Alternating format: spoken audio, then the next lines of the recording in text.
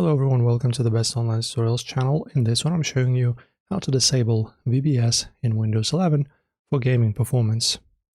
So guys, it's pretty much been proven that disabling core isolation, that also is related to the VBS, which is the virtualization based security, actually improves performance. If you're not sure, you can just go into YouTube and Google something like core isolation off versus on, and see that the performance in games will be actually better.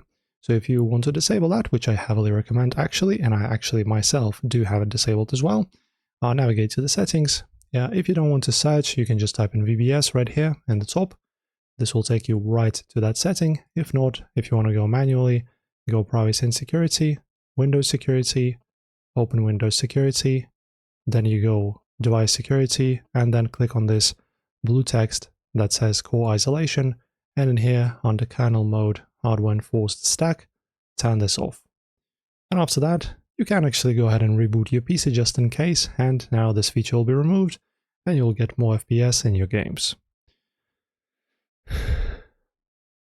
Pretty simply done, guys. As always, don't forget to like and subscribe, and thank you for watching.